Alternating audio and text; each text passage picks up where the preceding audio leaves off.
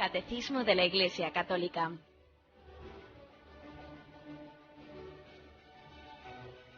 Un programa dirigido por Monseñor José Ignacio Munilla, obispo de San Sebastián.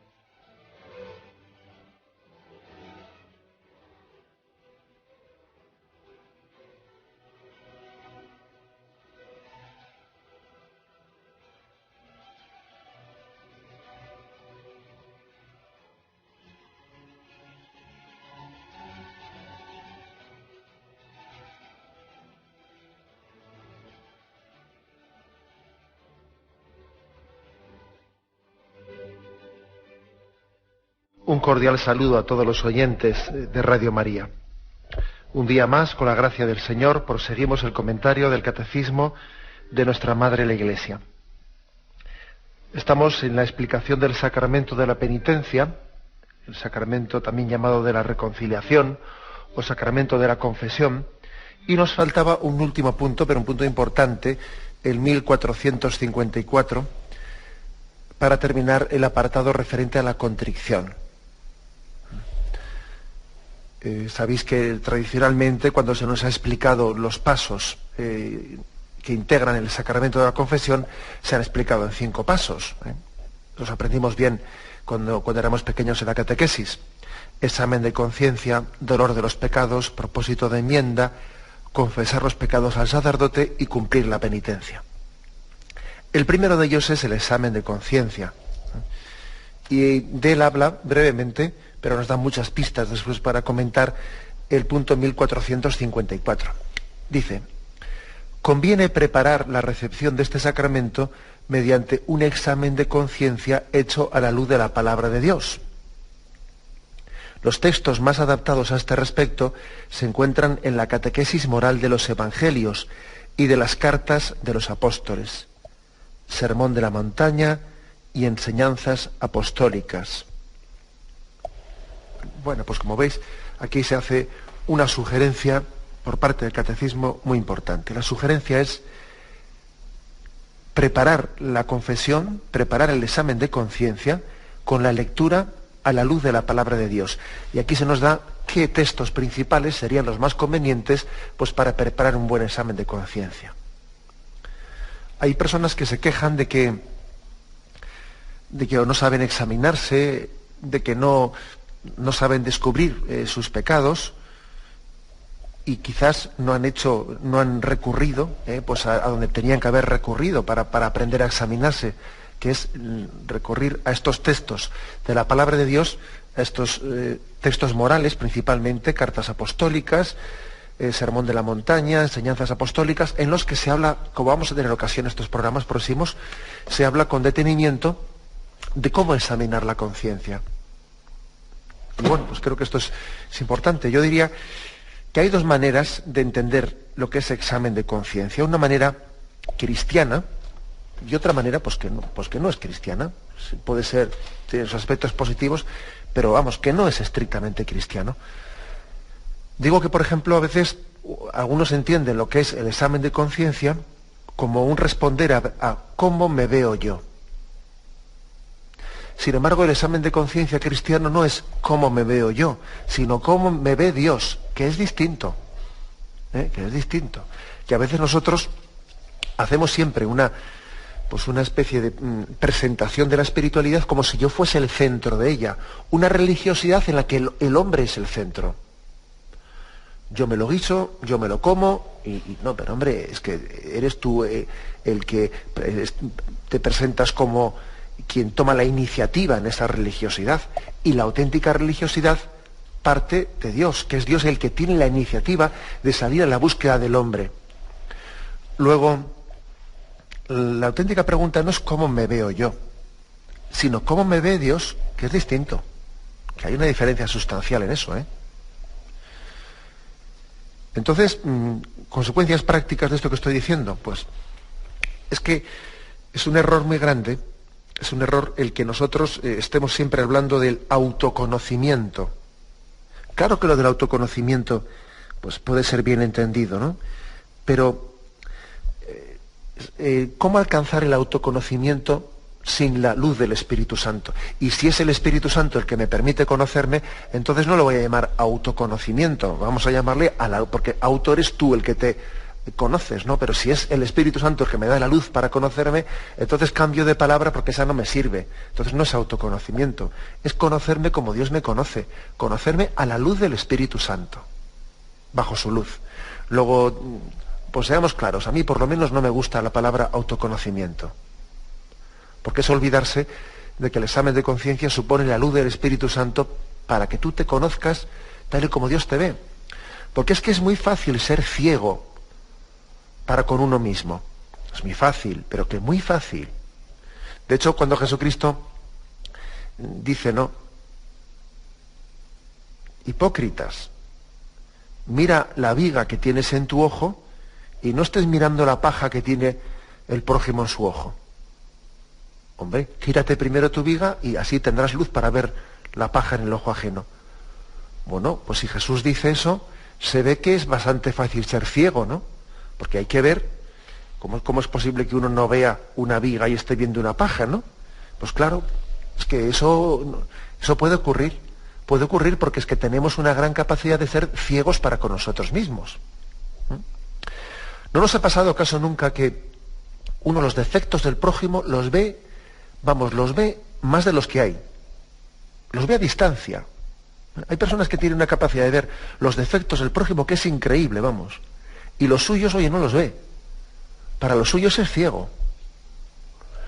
Luego, claro, hablar de autoconocimiento, bueno, pues está muy bien, ¿no? Pero yo creo que no es real. No es real porque el hombre, fruto del pecado original y fruto de la oscuridad que el pecado original concatenado con nuestra historia personal de pecados, ¿no?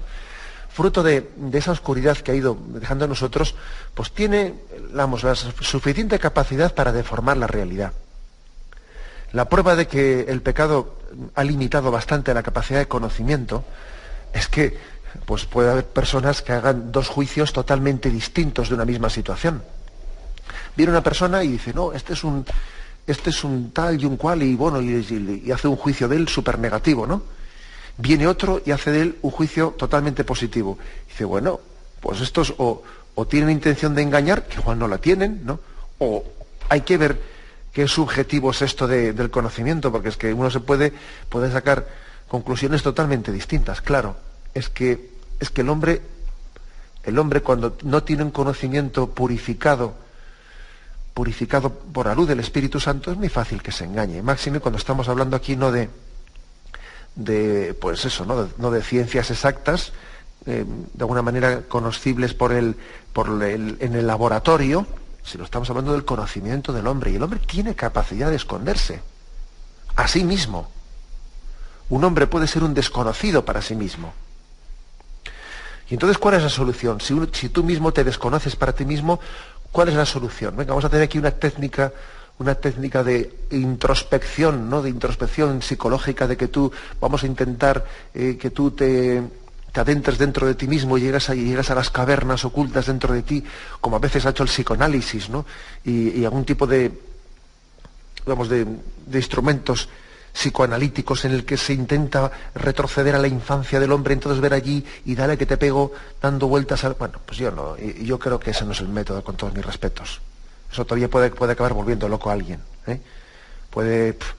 Tanta introspección y autoobservación, yo creo que podemos también en ella un poco perder la perspectiva de que las cosas, cuando Dios nos pide que sigamos su camino, pues yo estoy convencido de que no está exigiendo con eso pues una especie de capacidad de hacer cábalas y introspecciones y no sé qué cosas. No, tiene que ser más sencillo. Tiene que ser más sencillo.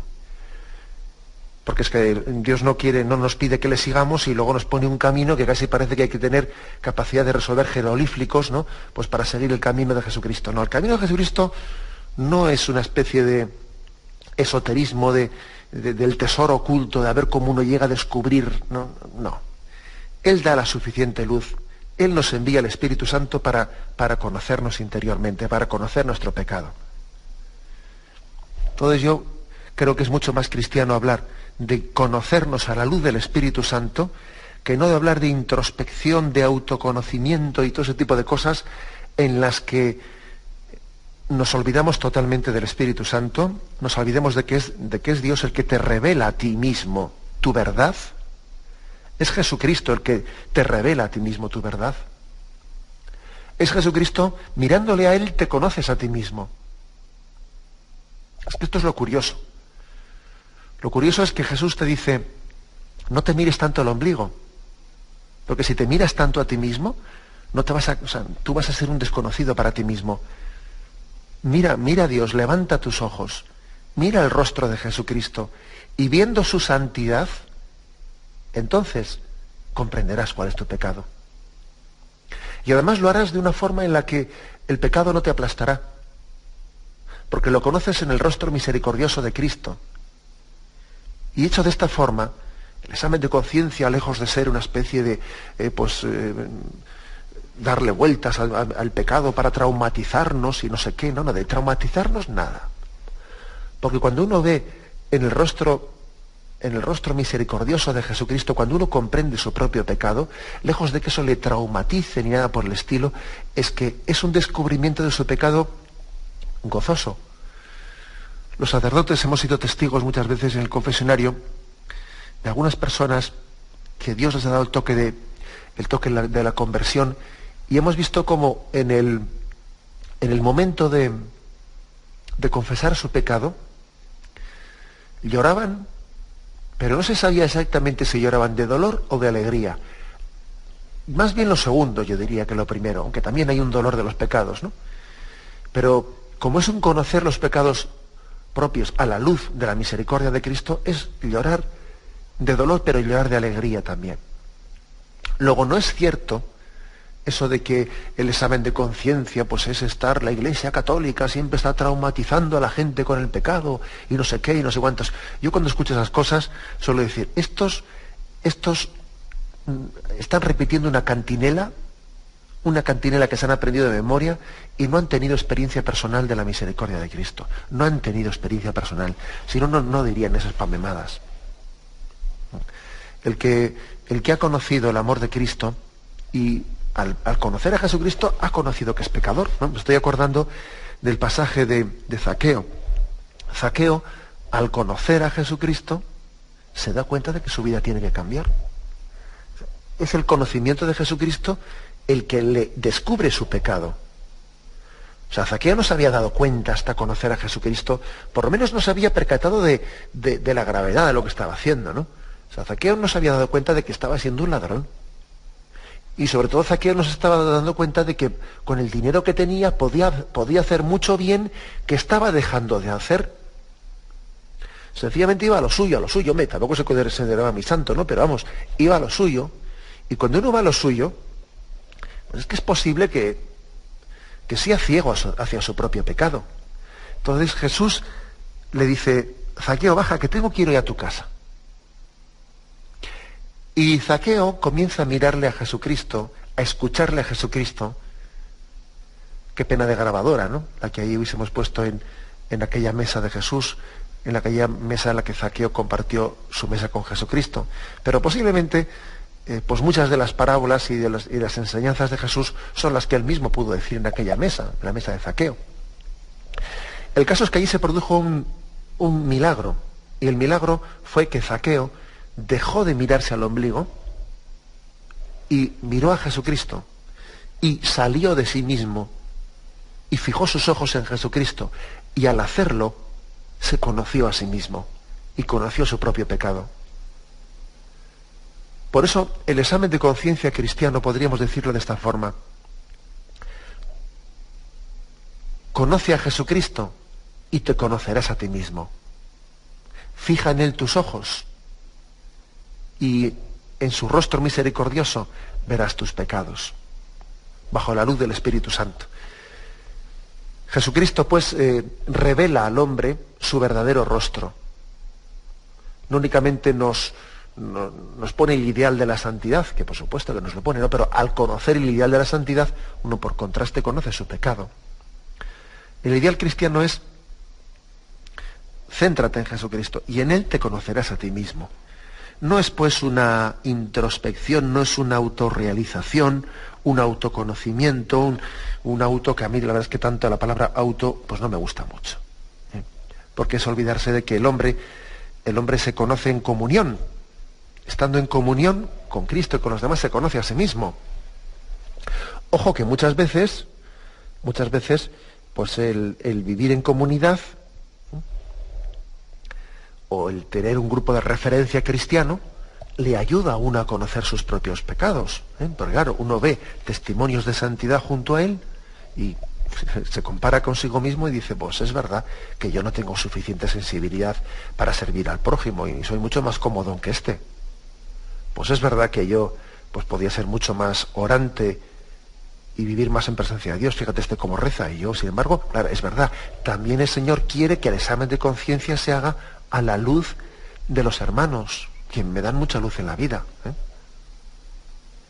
Las dos cosas pueden parecer contradictorias, porque hay pasajes de la espiritualidad, de la historia de la espiritualidad, en los que se insiste mucho en no mirar a los demás, sino mirarle a Dios a ti mismo. Por ejemplo, San Bernardo, en su regla, les dice a los monjes que claven los ojos en el suelo, y que no estén ahí disipados, mirándose uno al otro y estando siempre más pendiente de a ver qué hace el otro de que a ver qué hago yo. San Bernardo le pide a sus monjes, aquí clavemos los ojos en el suelo y miremos arriba y miremos abajo, ¿no? Anda que con esta regla de San Bernardo, según lo estoy diciendo esto, me estoy acordando, por ejemplo, de lo que es la vida disipada nuestra, ¿no? La vida disipada de estar uno pendiente de que si las revistitas de corazón, de que si el programa que si el otro, que si se divorcia, se casa con la otra. Anda que, ¿qué diría San Bernardo de eso? De todo esto, ¿no? De esta forma tan disipada y tan absolutamente superficial. Este mirar al prójimo tan superficial que tenemos hoy en día impide conocernos a nosotros mismos. Es un mirar al prójimo, pues a todo este cotilleo, es un mirar al prójimo del cual lo único que se puede extraer es que uno todavía se sienta menos pecador. Bueno, los hay peores. Tú fíjate a la otra, que se ha casado 5 veces. Claro, uno mirando ese espectáculo que parece casi una fauna, pues claro, eso no le ayuda a examinar su conciencia para nada, claro. Todavía lo que hace es sentirse el mejor. Le parece a él que bueno, yo soy un santo comparando con esto. Entonces, ese mirar al prójimo no sirve para nada. Es más, para lo que sirve es para ir bajando el nivel moral. Uno va bajando el listón, pero claro, ve lo que hay alrededor y él va bajando el listón.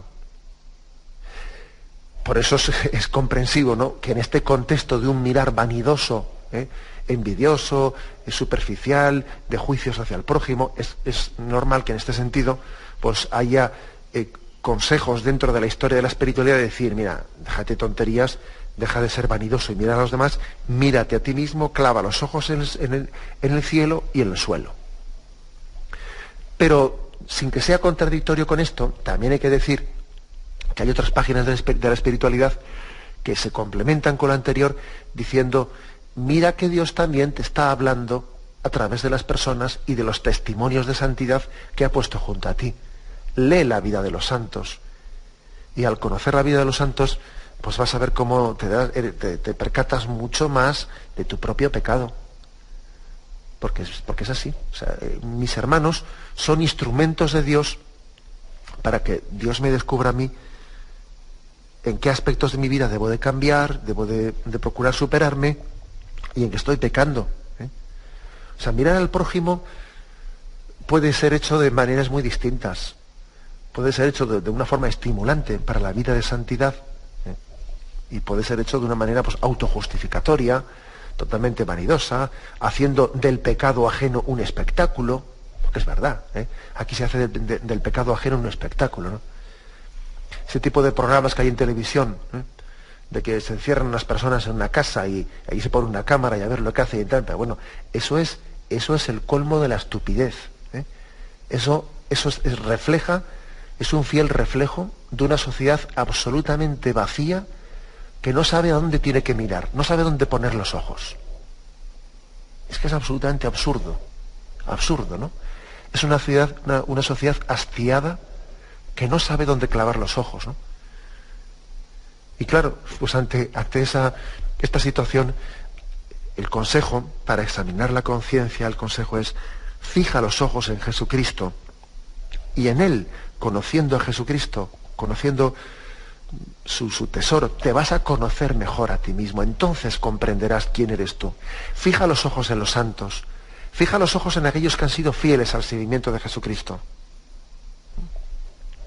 Y entonces comprenderás que en ellos el Señor te pone muchos detalles concretos, detalles de vida, detalles pues para que tú también los veas reflejados en tu vida. El examen de conciencia tiene que ser hecho pues a la luz del Espíritu Santo. Y conste que en esta vida hay suficiente luz para que quien quiera conocer su pecado pueda conocerlo, a la luz del testimonio de los santos, etcétera, tal. Y hay suficiente oscuridad para que el que no quiera conocer la voluntad de Dios, pues eso, ¿no?, se meta, se escabulla en las sombras y haga como si no ha visto. Eso es así, ¿eh? Hay suficiente luz para que los que quieran ver encuentren, y hay suficiente oscuridad para que los que no quieren ver se escondan y hagan como si no hubiesen visto.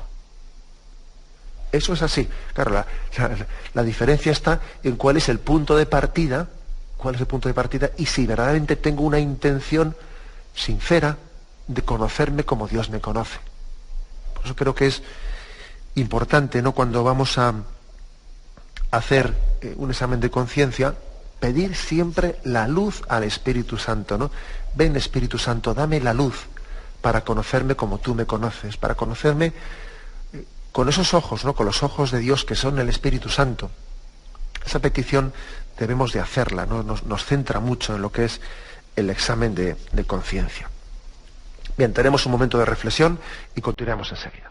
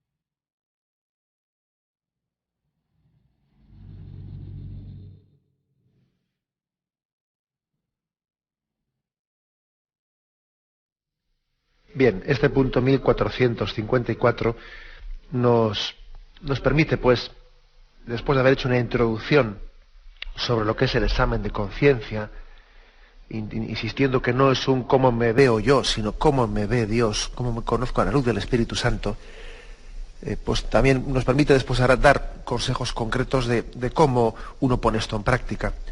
Que conste, por cierto, que en ese cómo me veo yo, en ese cómo me ve Dios, muchas veces también suele ayudar la propia confesión. Igual que decíamos ayer que la contrición, pues es posible que uno, el verdadero dolor de los pecados, lo alcance, si no lo había alcanzado, ¿no? Pues antes de acudir al sacerdote y de ponerse, pues acusarse de sus pecados, es posible que durante la propia acusación y a la luz también de los consejos que el sacerdote le da, y a la luz también de las reflexiones de la lectura de la palabra de Dios que se hace en el propio sacramento de la penitencia, él vaya alcanzando ese dolor de los pecados. O sea, muchas veces con lo que dijimos de la parábola del hijo pródigo, ¿no? Que él, la auténtica contrición perfecta la alcanzó pues cuando se encontró con su padre, y allí, al ver cómo su padre le acogía, cayó en cuenta de que lo más grave de su pecado había sido pues haberse alejado del amor. Bueno, pues esto que se dice de la contrición también cabría decirlo del examen de conciencia. O sea, la entrevista con el sacerdote, esa entrevista que existe con él, esa acusación de los pecados, antes de recibir la absolución, suele ser también un momento en el que se puede recibir mucha luz sobre cuáles son los propios pecados. Es verdad que algunas confesiones igual se limitan a una manifestación de los pecados por parte del penitente, a un breve consejo del sacerdote y a darle la absolución. Pero es que a veces también, según circunstancias, pues el sacerdote también le ayuda al penitente, le ayuda y a que él también aprenda a confesarse. No es bueno ser demasiado cómodo y acostumbrarse a que el sacerdote, pues que me pregunte él, como aquel que decía, ¿no? Que va a confesarse y le dice, sonsáqueme, padre, le dice, ¿no? Bueno, pero no es bueno que nos acostumbremos a ser demasiado cómodos y a que sea el sacerdote el que a base de preguntas me haga él todo el examen de conciencia. Hombre, yo creo que no es bueno, porque de esa manera también pues nos estamos privando de un rato de oración previo en el que también uno ha examinado su conciencia, incluso de la lectura de la palabra de Dios, en la que uno allí pues va también viendo cosas. E incluso hasta suele ser bueno el que uno tenga un papelito y en ese papel pues igual anote unas cuantas cosas. Unas cuantas cosas. ¿Por qué digo esto? Porque a veces uno igual va a confesarse, esto es un consejo práctico, uno va a confesarse y había hecho un examen de conciencia y tenía pues pensadas 5 o 6 cosas, ¿no? Entonces va a confesarse y está pensando, que no se me olvide ninguna. A ver, ya eran 5, si era esta y esta y esta. Entonces se pone a confesarse y el sacerdote igual le empieza a dar un consejo. Y entonces, claro, el otro, en vez de escuchar el consejo, está diciendo, a ver, que me quedaban 3 más, que no se me olviden las siguientes. Entonces, casi no tiene capacidad de recibir el consejo o de meterse en la conversación porque está pendiente de lo que se le va a olvidar. Por eso suele ser bueno, muchas personas lo hacen, llevar unas mínimas anotaciones en un papelito y uno pues puede seguir un poco el papelito para que así no tenga esa preocupación de que me olvido de esto, me olvido del otro, está mucho más receptivo a lo que el sacerdote le diga. Y a lo que iba a decir es que es frecuente que el sacerdote también en esa entrevista dé luz para que, a base de algunas preguntas, o etcétera, para que él descubra cosas a las que no ha prestado tanta atención. ¿Qué tal va tu vida de oración? Por ejemplo, le pregunta al sacerdote. Bueno, pues tal o cual. Los sacerdotes sabemos bien que también esta ayuda al examen de conciencia dentro del sacramento de la confesión, hecha con delicadeza, pero también con valentía, ¿no? Con delicadeza, pero porque estamos abriéndonos plenamente ante Dios. Es importante, es muy importante esta ayuda. Incluso puede ocurrir que una persona se haya acercado, especialmente cuando igual lleva mucho tiempo sin acercarse al sacramento de la confesión, se haya acercado, pues, motivado porque tiene un dolor, tiene un arrepentimiento, tiene un remordimiento, mejor habría que decirlo, ¿no? Tiene un remordimiento por algún aspecto concreto que haya ocurrido en su vida, pero todavía no tiene luz suficiente para ver un montón de cosas más. Pues, por ejemplo, ¿no? Por ejemplo, un joven que igual lleva mucho tiempo alejado del sacramento de la confesión y alejado también de muchos caminos, de los caminos de Dios, pero que tiene un cariño grande hacia sus padres, ¿no? Aunque les ha desobedecido mucho. Bueno, entonces tiene, por ejemplo, en un momento determinado, un roce muy fuerte con ellos. Un roce muy fuerte y les dice unas palabras que le resultan muy duras, y luego él tiene pues un remordimiento muy, muy grande de haberle dicho tal cosa a sus padres, ¿no? Porque él desde pequeño, pues aunque haya sido más bala o lo que sea, pero él desde pequeño siempre ha sido cariñoso con sus padres, y le remuerde tremendamente aquella bronca que hubo en casa y las burradas que dijo, ¿no?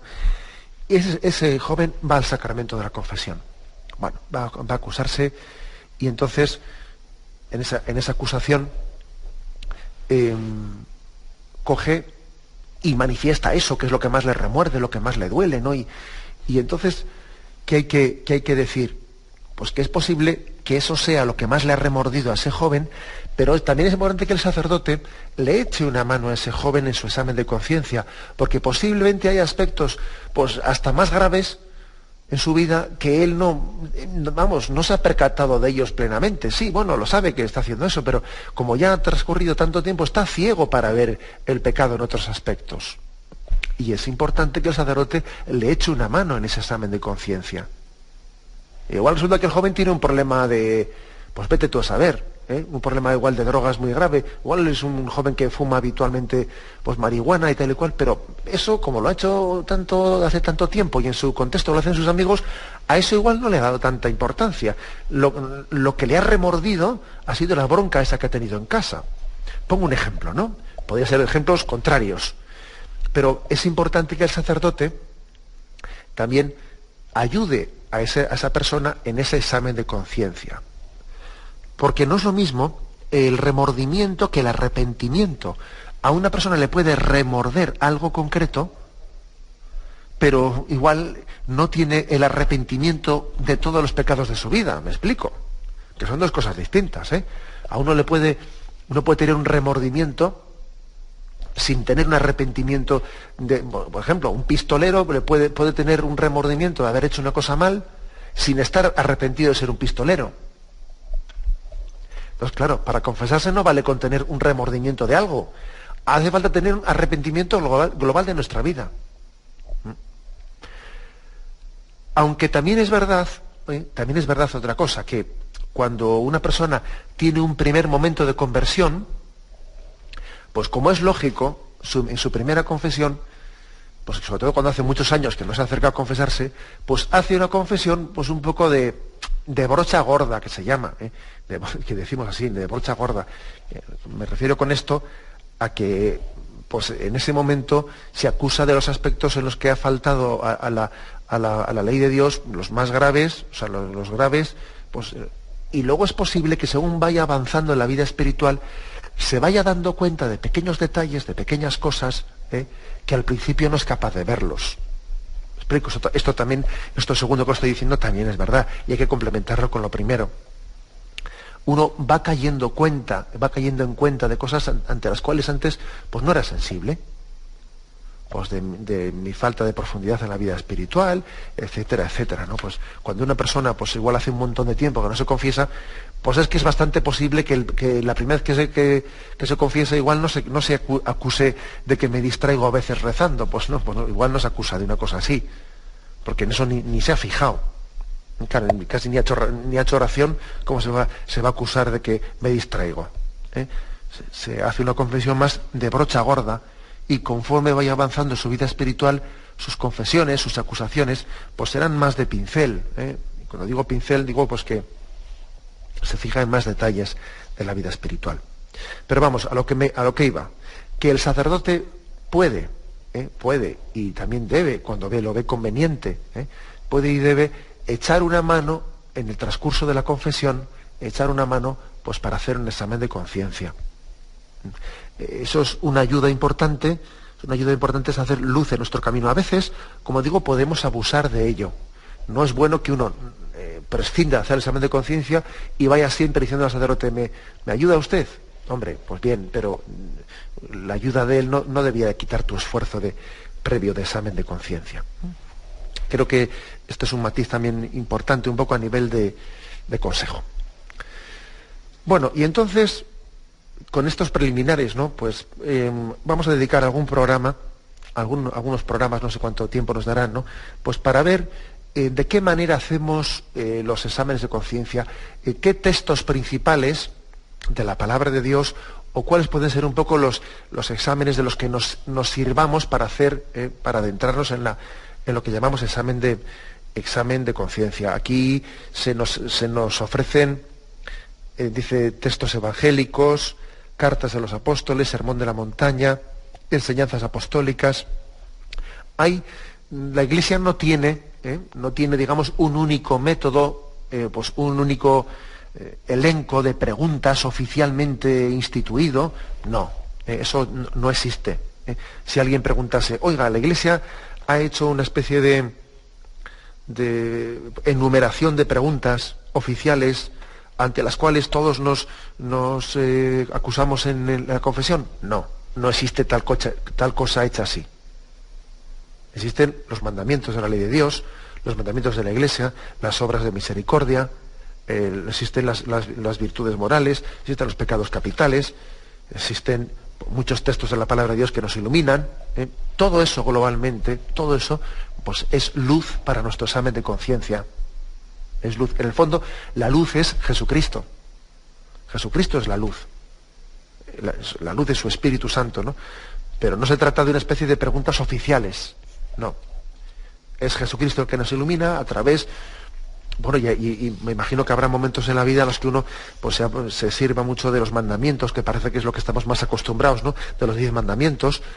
Otros momentos en los cuales de su vida espiritual igual se apoya mucho en las bienaventuranzas para examinarse la conciencia. Otro momento se apoya en otra cosa. Creo que es bueno que conozcamos todos los textos de la palabra de Dios, todos los pasajes de la palabra de Dios que son más valiosos, ¿no?, para dar luz en nuestro examen de conciencia. Vamos a intentar hacer, pues, a lo largo de los próximos programas, un pequeño repaso de todo ello, porque creo que nos puede venir bien. Aunque es verdad que después el examen de las cosas más concretas, pues las dejaremos para la tercera parte del catecismo de la Iglesia Católica, que ahora estamos en la segunda, ahora estamos explicando qué son los sacramentos. Pero es en la tercera parte del catecismo, que son la moral, en la que explicaremos pues de una manera más concreta, por ejemplo, los mandamientos, porque la moral, la parte de la moral del catecismo de la Iglesia Católica se ha explicado tomando mandamiento por mandamiento, como una forma de seguir la explicación moral de Jesucristo hacia nosotros. Bien, pues vamos ahora, aunque sea de una manera muy breve, a mentar por encima cuáles son estas formas de examen, y después ya las iremos desgranando en los próximos días. La principal, yo creo que la que está más a nuestra mano es la que estoy comentando ahora, la de los 10 mandamientos. Los 10 mandamientos, observáis que entre ellos hay unos mandamientos especialmente centrados en nuestra relación con Dios, que son los 3 primeros. Amarás a Dios sobre todas las cosas, no tomarás el nombre de Dios en vano y santificarás las fiestas. Son 3 mandamientos de nuestra relación con Dios. Hay otros mandamientos que están más centrados en nuestra relación con el prójimo. Honrarás a tu padre y a tu madre, no matarás, no robarás. Hay otros mandamientos que están más centrados en la relación para con uno mismo, en el respétate a ti mismo también, que son no dirás, no consentirás pensamientos ni deseos impuros, no codiciarás los bienes ajenos. Y hay otros mandamientos pues que yo creo que están a mitad camino entre el respétate a ti mismo y respeta al prójimo, ¿no? O el no cometerás actos impuros, pues la impureza en el fondo no es respetarte ni a ti ni a otra persona, ¿no? Y el mandamiento de no mentirás, pues también no es ni respetarte a ti ni a otra persona a quien mientes, ¿no? O sea que podríamos dividir los mandamientos de esta forma.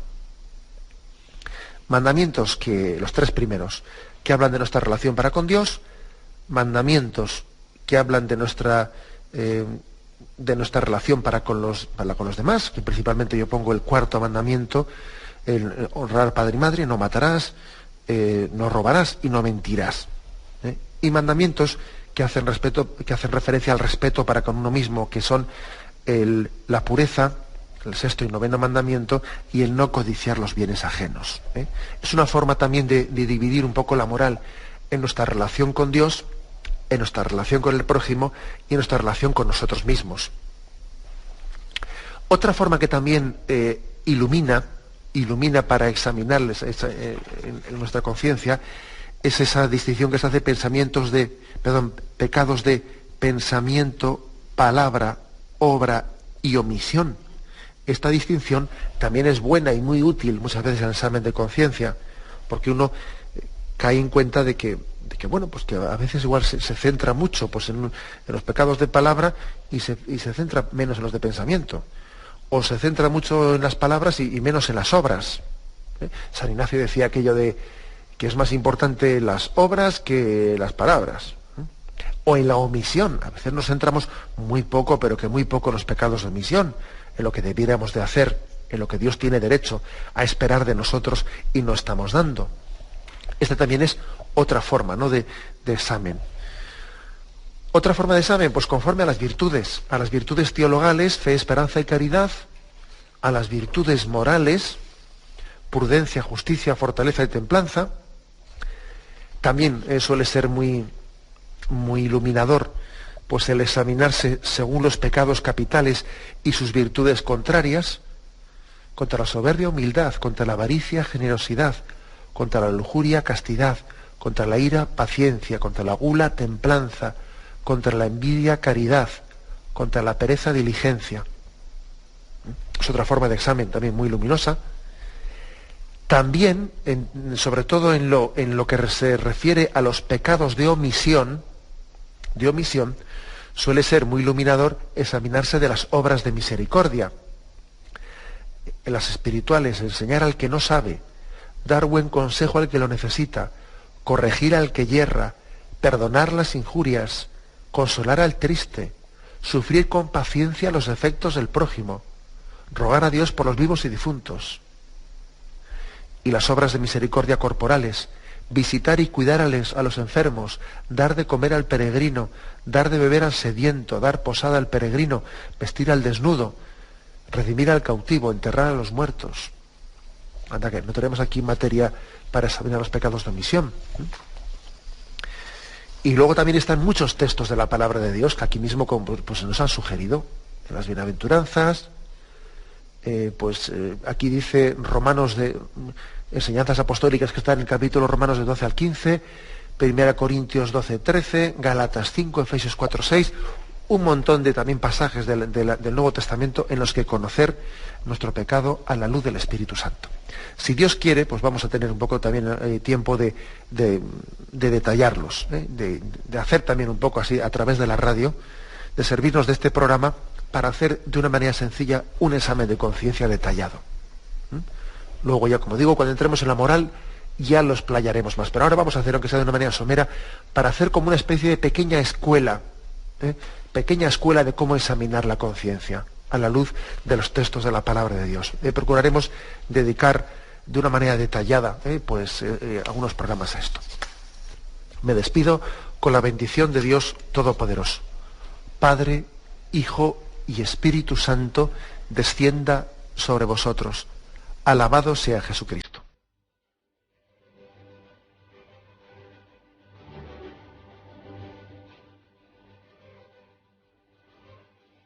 Finaliza el Catecismo de la Iglesia Católica, un programa dirigido por Monseñor José Ignacio Munilla, obispo de San Sebastián.